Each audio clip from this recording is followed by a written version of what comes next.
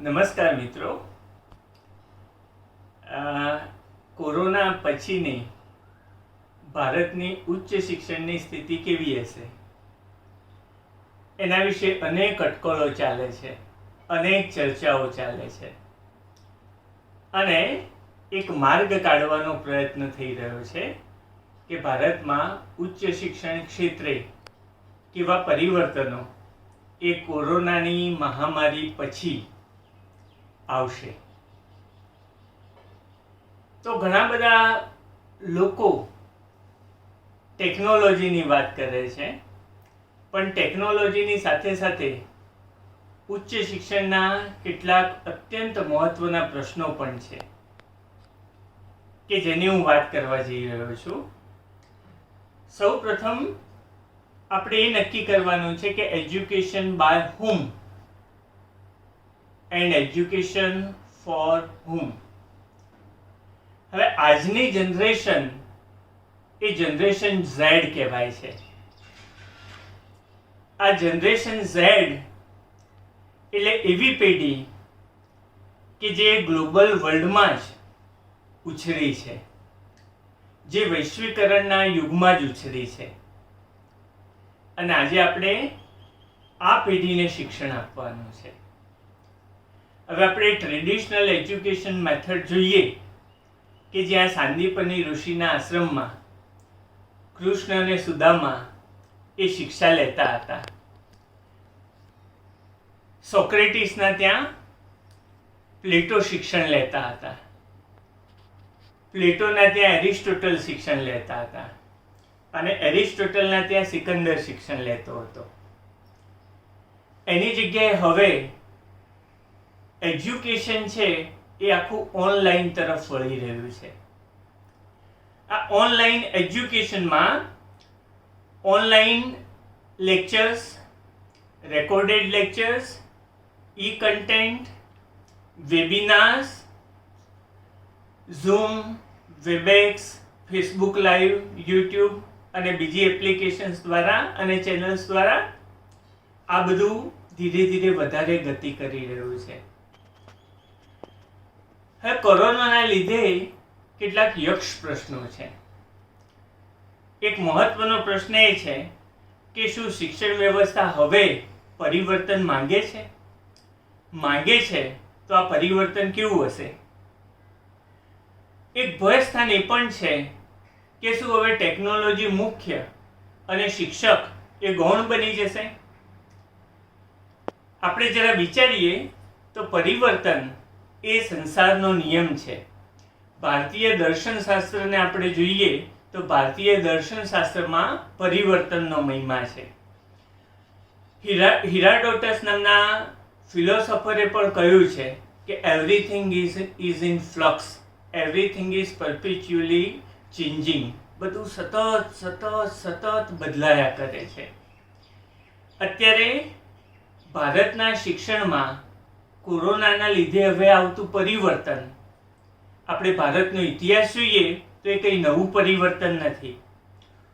ઉલટું જ્યારે આપણે ભારતનો ઇતિહાસ જોઈએ તો આનાથી બે બહુ જ મોટા પરિવર્તનો એ ભારતીય સમાજમાં અને ભારતીય શિક્ષણ વ્યવસ્થામાં આવેલા છે. પહેલા મોટા પરિવર્તનની હું વાત કરું તો ભારતમાં અને આપણા ગુજરાતમાં સૌ પહેલું શિક્ષણમાં આમૂલ પરિવર્તન એ સલ્તનત પીરિયડથી શરૂ થયું. આપણા પારંપરિક શિક્ષણનો વ્યાપ અને આપણા પારંપરિક શિક્ષણનો સિલેબસ એ પરિવર્તન પામ્યા. કઈ રીતે? તો દાખલા તરીકે અલાઉદ્દીન ખિલજી જેવા બહારના આક્રમણકારો દ્વારા આપણા વેદો અને ઉપનિષદોનો વ્યાપ ઘટી ગયો. સિલેબસમાં પણ પરિવર્તન આવ્યું મધ્યકાળથી, કારણ કે વેદો અને ઉપનિષદોની જગ્યાએ હવે મધ્યકાળમાં પુરાણો આવ્યા. ધીરે ધીરે આપણી જે શિક્ષણ વ્યવસ્થા હતી એ શિક્ષણ વ્યવસ્થા, ભારતીય શિક્ષણ વ્યવસ્થા, મૂળ ભારતીય શિક્ષણ વ્યવસ્થા એ ક્ષીણ થવા માંડી અને આ પરિવર્તન આઘાતજનક હતું. તે છતાં આપણે આ પરિવર્તનને પણ ઝીલ્યું. બીજું મોટું અને વધારે આઘાતજનક પરિવર્તન એ 1835માં આવ્યું. મેકોલેએ એની મિનિટમાં ઇંગ્લિશ એજ્યુકેશન સિસ્ટમની ભારતમાં ભલામણ કરી અને ભારતમાં ઇંગ્લિશ એજ્યુકેશન સિસ્ટમનું ઇમ્પ્લિમેન્ટેશન થયું. આપણી પરંપરાગત ભારતીય શિક્ષણ વ્યવસ્થા નાશ પામી અને એની જગ્યાએ કોલેજીસ અને યુનિવર્સિટીઝ વાળી શિક્ષણ વ્યવસ્થા છે એ અસ્તિત્વમાં આવી. અને બહુ જ મોટો ફટકો એ પડ્યો કે આપણી જે સંસ્કૃત ભાષા અને જે વર્નાક્યુલર લેંગ્વેજીસ આપણે કહીએ એ બધી લેંગ્વેજીસનું મહત્વ ધીરે ધીરે ઘટી ગયું. આ શિક્ષણ વ્યવસ્થા ચાલતી જ રહી અને એની દુર્દશા એ છે કે આપણે આપણા બાપ દાદાઓ તરફથી મળેલી વિદ્યા છે, આપણા બાપ દાદાઓ તરફથી મળેલું જ્ઞાન છે, જે સંપૂર્ણ રીતે ભારતીય છે, જેનો ટ્રેડમાર્ક કે જેની પેટન્ટ એ સંપૂર્ણ રીતે ભારતીય કહેવાય એવું જ્ઞાન આપણે ખોઈ બેઠા છીએ. અને આજે દુર્દશા એ છે કે જ્યારે બોર્ડનું રિઝલ્ટ આવે ત્યારે ગુજરાતી ભાષામાં નપાસ થનારા વિદ્યાર્થીઓની સંખ્યા વધારે હોય છે. તો મેકોલેના ઇંગ્લિશ એજ્યુકેશન સિસ્ટમના ખરાબ પરિણામો એ ઘણા બધા અંશે આજે આપણે ભોગવી પણ રહ્યા છીએ. દાખલા તરીકે આપણું જે ઇનહેરિટેડ નોલેજ કહીએ, જે વારસામાં મળતું નોલેજ કહીએ, એ વારસામાં મળતું નોલેજ છે એ ધીરે ધીરે ક્ષીણ થતું ગયું અને આપણે વેસ્ટર્ન નોલેજ, વેસ્ટર્ન લાઈફસ્ટાઈલ એની તરફ વધારે ઝુકાવ આપણો થઈ ગયો. હવે આ ત્રીજું પરિવર્તન કે જે ત્રીજું પરિવર્તન કોવિડ-19 ના લીધે આવી રહ્યું છે, તો આ પરિવર્તન તો ઉલટું આપણા હિતમાં છે. આ પરિવર્તન તો ઉલટાનું આપણા સપોર્ટમાં છે. આ પરિવર્તન મહદઅંશે આપણા માટે વિઘાતક છે જ નહીં. હવે પ્રશ્ન એ છે કે ટેકનોલોજી અલ્ટિમેટલી શું છે ઉચ્ચ શિક્ષણમાં? તો એનો સરળ આન્સર એ છે કે ટેકનોલોજી શિક્ષક અને વિદ્યાર્થીને જોડતી કડી છે. So technology is a sort of intermediary between the teacher and the students. તો એનો અર્થ એ થાય કે ટેકનોલોજી તો ઉલટું મદદ કરનારી છે, હેલ્પફુલ છે. આપણે એનાથી ગભરાવાની જરૂર નથી. ઘણા લોકોને એવો ભય હોય છે કે ટેકનોલોજીના પ્રેક્ટિસના લીધે શિક્ષક સાઇડલાઇન થઈ જશે કે શું. શિક્ષક એ શિક્ષક જ રહેવાનો છે. શિક્ષક ક્યારેય સાઇડલાઇન નહીં થઈ શકે અને હંમેશા દરેક શિક્ષક નવું ને નવું શોધતો શીખતો જ રહે છે. આપણે ઇનોવેટિવ છીએ, આપણી કલ્ચર પણ પહેલેથી ઇનોવેટિવ છે. ટીપુ સુલતાનનું આર્મી છે એને ફ્રેન્ચ ઓફિસર્સ દ્વારા ટ્રેન કરવામાં આવતા હતા કે અંગ્રેજો સામે લડી શકે. તો we have always bin open to new learning. આપણે હંમેશા નવા જે શિક્ષણના પરિવર્તનો છે એના માટે તૈયાર જ રહ્યા છીએ. પણ હવે પ્રશ્ન એ થાય છે કે નવું જે શિક્ષણ આવશે એ કેવા પ્રકારનું શિક્ષણ હશે? તો મહદઅંશે જે પ્રકારનું શિક્ષણ આવશે it would be blended learning. બ્લેન્ડેડ લર્નિંગનો અર્થ શું છે કે જ્યાં ક્લાસરૂમ ટીચિંગ તો હોય જ, પણ ક્લાસરૂમની સાથે સાથે ઓનલાઈન મોડ્સ દ્વારા પણ ટીચિંગ હોય. હવે બહુ જ મોટો પ્રશ્ન એ છે ઉચ્ચ શિક્ષણમાં અને મહદઅંશે ભારતીય શિક્ષણમાં કે અત્યારે ઘણી બધી ચર્ચાઓ ટેકનોલોજીની ચાલે છે.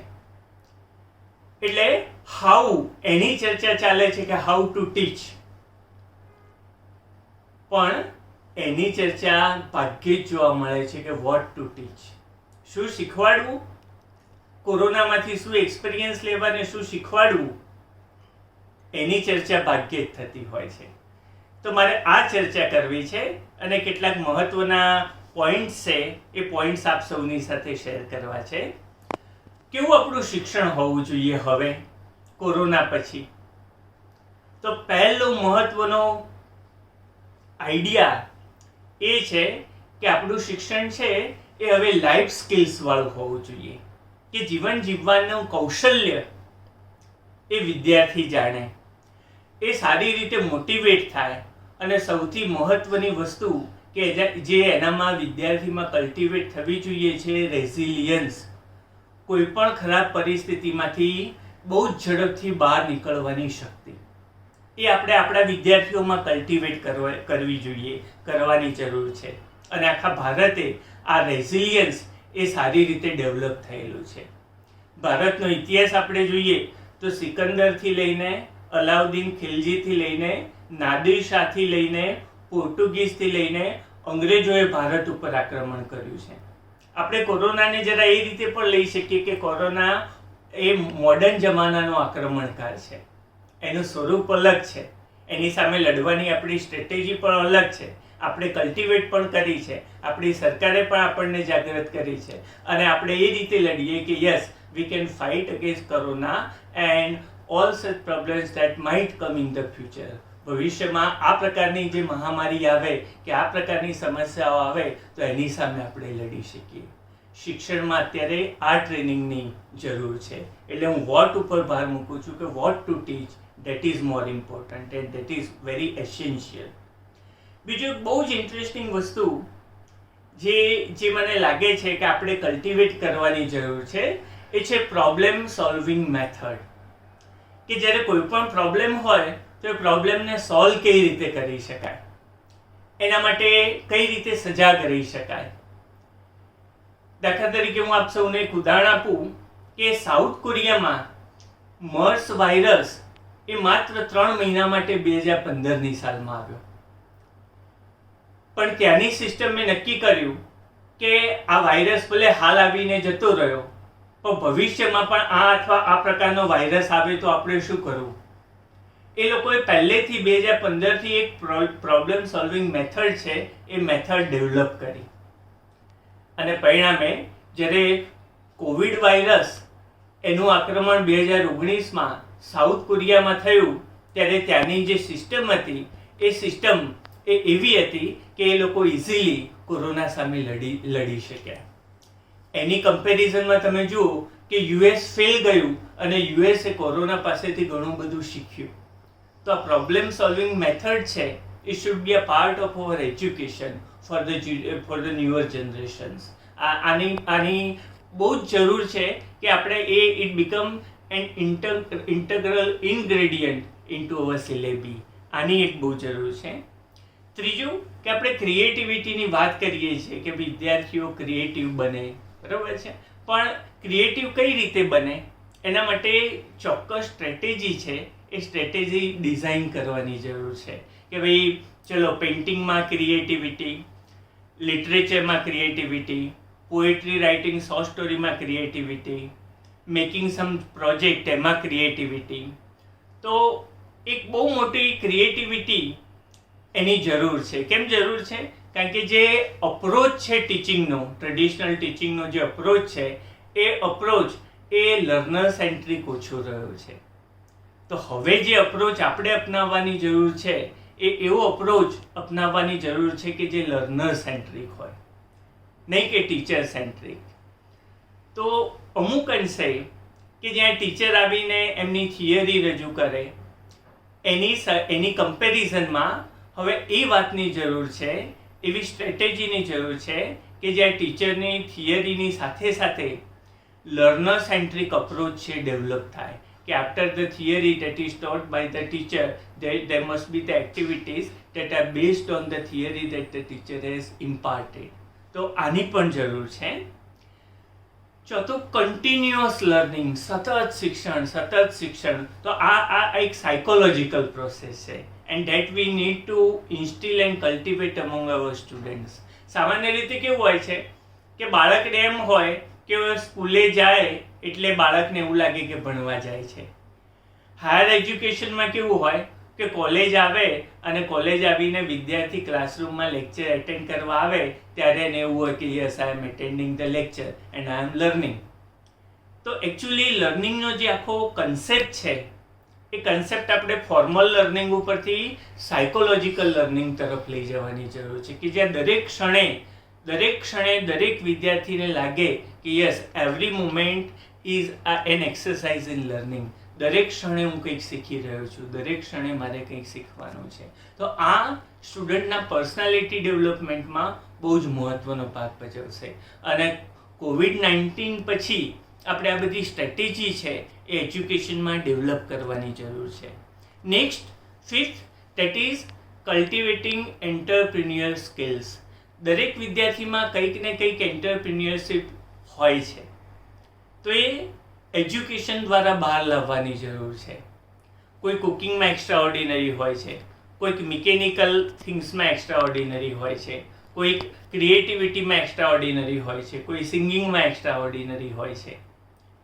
પણ આપણે આ બધી જે એબિલિટીઝ છે કે ઇનર ટેલેન્ટ છે વિદ્યાર્થીઓનું, એને આપણે માત્ર એમના શોખ પૂરતું જોઈએ છે અથવા એમના ટેલેન્ટને એમના પર્સનલ ટેલેન્ટ પૂરતું જોઈએ છે.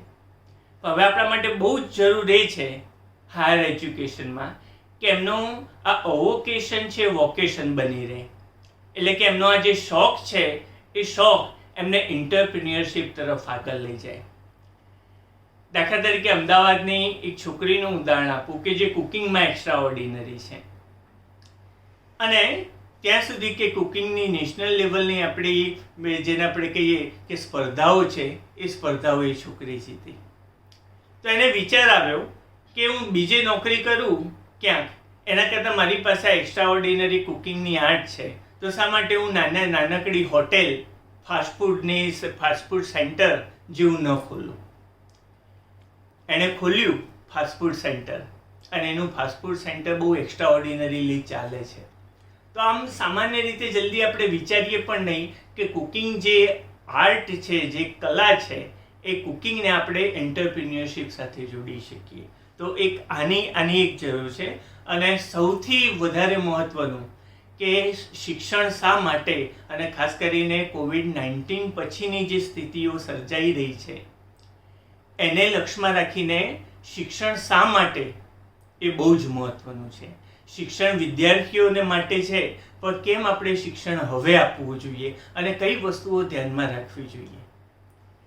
તો સૌથી મહત્ત્વની વસ્તુ એ છે કે આપણા વિદ્યાર્થીઓને ડીકોલોનાઇઝ કરવાની જરૂર છે. એટલે જે વેસ્ટર્ન ઇન્ફ્લુઅન્સ છે એ વેસ્ટર્ન ઇન્ફ્લુઅન્સમાંથી માનસિક રીતે વિદ્યાર્થી બહાર આવે બહુ જરૂરી છે. તો આપણે એમને ગાંધીજીનો સિદ્ધાંત કે જે સાદગી ઉપર ભાર મૂકે છે, ગાંધીજીનો સિદ્ધાંત કે જે સ્વદેશી ઉપર ભાર મૂકે છે, ગાંધીજીનો સિદ્ધાંત કે જે સ્વરાજ ઉપર ભાર મૂકે છે, અને આપણી સરકાર પણ ખૂબ જ પ્રયત્નો કરે છે કે આપણે સ્વદેશીને અપનાવીએ, આપણે આત્મનિર્ભર બનીએ. અને આત્મનિર્ભરતા એ આત્મસન્માન સાથે સંકળાયેલી વસ્તુ છે. તો મોંઘો મોબાઈલ લાવવામાં કોઈ સુખ નથી, મોંઘી કાર લાવવામાં કોઈ સુખ નથી, પણ જેટલું જીવન સરળ સાદગી ભર્યું એટલી શાંતિ વધારે, એટલી અંદરનું સુખ વધારે, એટલો આનંદ વધારે. તો આખી કોરોના-19 પછીની જે ઉચ્ચ શિક્ષણની સ્થિતિ છે એમાં આપ જુઓ કે મહદઅંશે વાતો ટેકનોલોજીની ચાલે છે. કેવી ટેકનોલોજીસ અપનાવીને કેવું શિક્ષણ, કેવી ટેકનોલોજીના માધ્યમથી વિદ્યાર્થીઓને શિક્ષણ આપવું. પણ કેવું શિક્ષણ આપવું એની ચર્ચાઓની બહુ જરૂર છે. અને મને લાગે છે કે જે પોઈન્ટ્સ મેં કહ્યા એ પોઈન્ટ્સ એ આવનારા સમયમાં કોઈકને કોઈક શૈક્ષણિક સંસ્થાને, કોઈને કોઈ અધ્યાપકને, કોઈને કોઈ નવું જાણતા અને શોધતા વિદ્યાર્થીને ચોક્કસ ઉપયોગી અને ઉપકારક થશે એવી મને શ્રદ્ધા છે. Thank you very much.